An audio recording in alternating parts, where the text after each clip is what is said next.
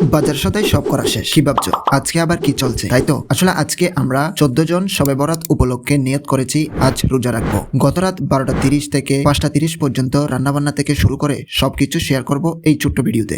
প্রথমেই চুলায় আগুন দিলাম ডিম সিদ্ধ করার জন্য। আসসালামু আলাইকুম প্রিয় বন্ধুরা, তোমরা সবাই কেমন আছো? দেখতে পাচ্ছ পেঁয়াজ কাটা হচ্ছে, মুরগি পিচ করে রাখা হচ্ছে, ডাল হিসেবে ব্যবহার করলাম মুগ ডাল। প্রতিজন থেকে 100 টাকা করে ডাল, ভাত, ডিম, সাথে থাকছে মুরগির রোস্ট এবং এগুলো সবকিছু সেহরির জন্য প্রস্তুত করছি। শবে বরাতের এই রাত আমাদের জন্য হয়ে উঠেছিল আনন্দের ও কৌতূহলের। সবকিছু কাটা বাচ্চা শেষ হলো। ডেক্সিতে মশলা দিচ্ছি আমি, রান্না করছে আদিল ভাই। এখন হবে মুরগির অবশিষ্ট অংশ দিয়ে ডাল রান্না। দেখতে পাচ্ছ ডালটি দেখতে কত সুন্দর এবং সুস্বাদু লাগছে। সাথে দিলাম আলু, যাতে খেতে আরো দারুণ লাগে। বন্ধুরা, তোমরা কি কখনো এভাবে রোজা রাখার জন্য সেহরি তৈরি করেছো সারা রাত ধরে? অবশ্যই কমেন্টে জানাবে। এখন চালগুলো ভালোভাবে ধোয়া হচ্ছে। চাল ধোয়ার পর ডাল হয়েছে কিনা দেখলাম। এখন সিদ্ধ ডিমগুলো খোসামুক্ত করে রেখে দিলাম। এখন ম্যারিনেট করা মাংসগুলো তেলে ভাজছি। ভাজার পর চুলায় দেওয়া গরম পানিতে ধোয়া চালগুলো ঢেলে দিলাম। এখন রোস্ট রান্নার জন্য পেঁয়াজ, মরিচ, হলুদ যা যা প্রয়োজন সবকিছু একেবারে ঢেলে দিয়েছি। হায় হায়, কামটা কি করছি। এখন মশলা সব ভালোভাবে বেজে নিয়ে এর মধ্যে মাংসের পিসগুলো দেওয়া হলো। কেমন হবে কে জানে আজকে রান্না, আশা করি ভালোই হবে ইনশাআল্লাহ। বন্ধুরা, রান্না তো এখন শেষ। আমরা 4 বন্ধু আজকের জন্য বাবুর্চি হলাম। কোন দিক দিয়ে 5টা ঘন্টাও শেষ হয়ে গেল। সব মিলিয়ে আজকের এই স্মৃতিময় রাতটি ভোলার মতো ছিল। বাড়িতে রোস্টের বড় বড় পিস দেওয়ার সময় সবার জিভে লালা আসার মতো অবস্থা।